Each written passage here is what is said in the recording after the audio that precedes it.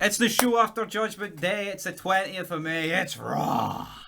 And we've got a Universal Undisputed Title match, whatever you Yes. want to call it. But first off, with a death to address, because the British Bulldogs did, but he was one overrated bastard.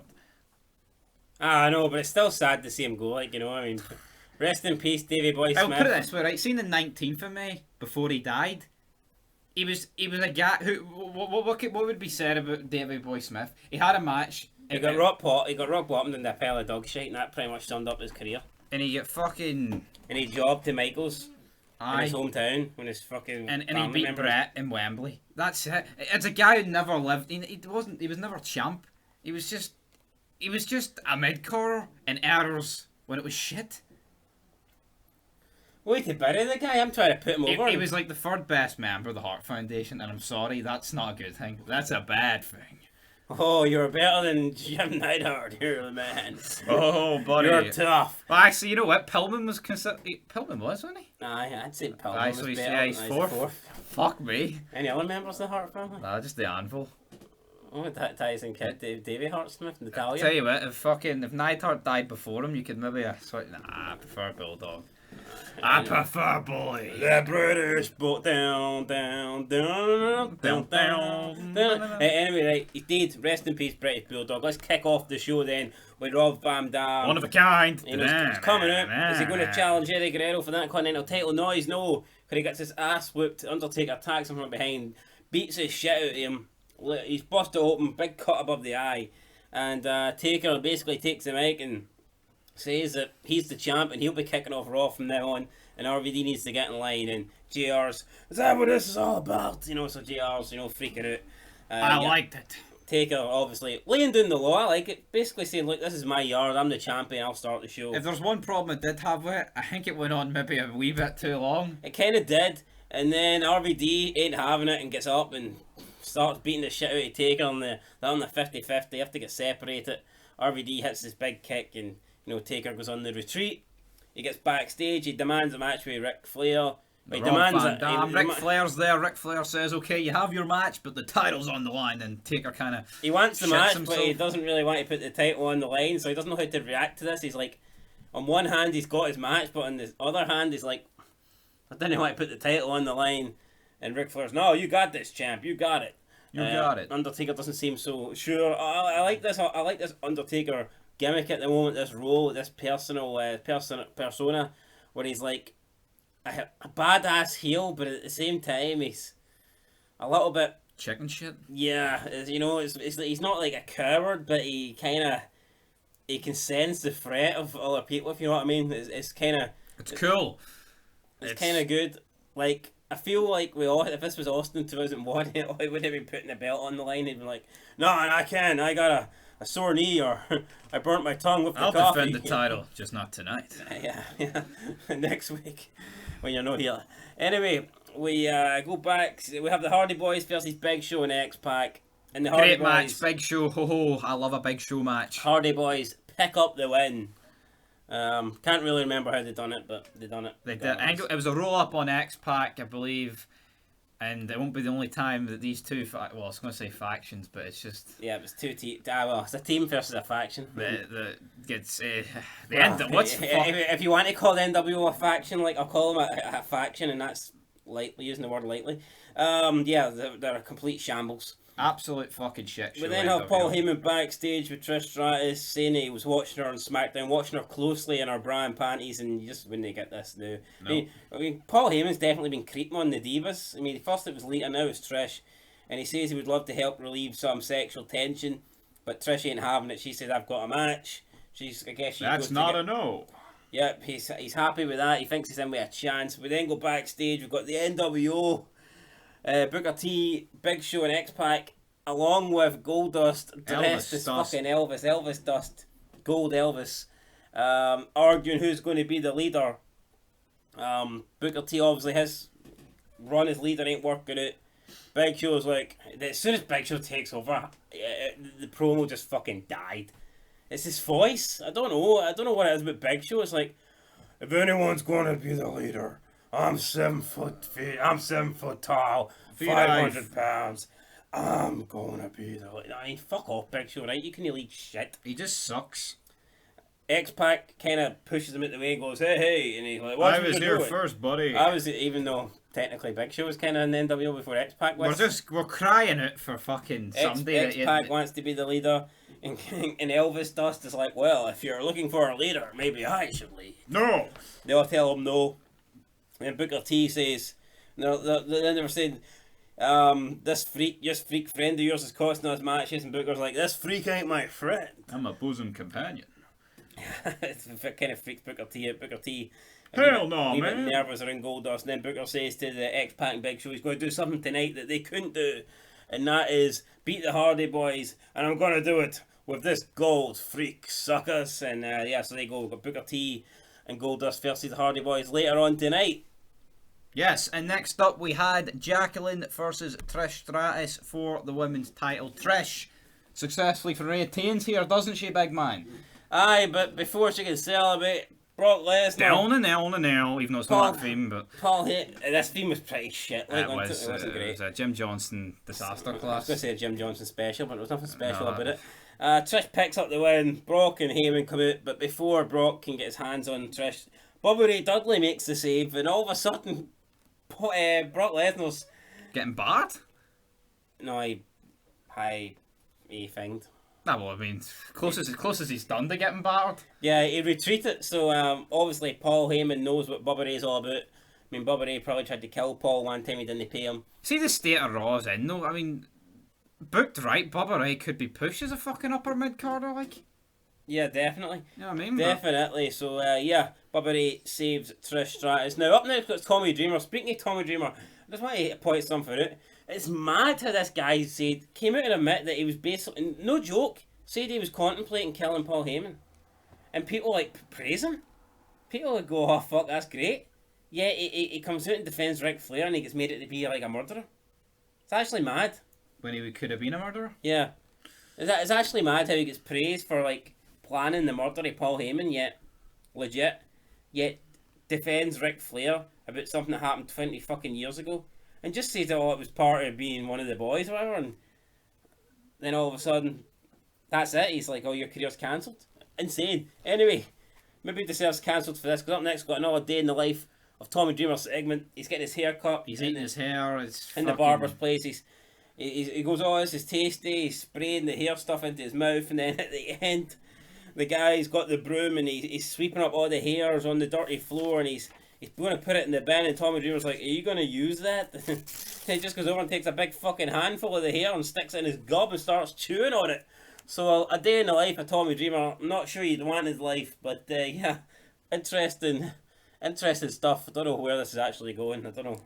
What's he going to do? Become the fucking hair-eating champion? Or I don't know. What's his name? Yeah, I don't know. I mean, what is next for this guy? Is he going to take on Undertaker next week or something? It's funny, but, where's it going? I just, I was like... It gives him something to do. I'll take it. It's funny. It's entertaining. God, by God, I lag and maggle. But next up we have Bubba Ray Dudley versus William Regal. In a decent enough match. I mean, it was... It lasted about 90 seconds. Yeah, it lasted about 90 seconds. Out comes Brock Lesnar. Absolutely annihilates Big Bubba Ray. Walks to the back. William Regal... Then gets the brass knucks for Molly Holly, cracks Bubba Ray right in the back of the dome, and Bubba Ray is knocked out cold. That's what happens when you mess with Big Brock. But next up we have Ric Flair making an announcement on Stone Cold. He dragged the arse clean out of this, and then he basically says that Austin's gone. And that was it? I mean, Austin doesn't come out to challenge it, or... why? So that's not something he could have done backstage, sitting at his fucking desk. No, he does. Austin was out there. Austin came out. Did he? Aye, and he started Slapshot. It was Arn. That's Austin. Oh yeah, he did. My apologies. Aye, it was forgettable. I don't blame the guy, but you've got and then Arn Anderson's Arn Anderson's out acting the big man as if, oh, you ain't going to touch Flair because I'm out here, the enforcer. Mate, you haven't been relevant since fucking... Oh, I mean, you haven't been relevant. So. Remember fucking back in the day, McMahon's hiding behind the fucking ministry and stuff in the corporation, and bloody Arn Anderson thinks he's going to be the thing that stops Austin getting between himself and Flair? What the fuck? Arn Anderson, what's he done? He's delivered one spinebuster to Taker at Mania, and that's about fucking it. Although last week he did come out in Raw and punch Austin from behind and wipe him out, so who knows? Maybe he's got the power of the punch, he doesn't need brass knucks. But anyway, Austin gets suspended. Then he delivers stunners to Ric Flair and Arn Anderson.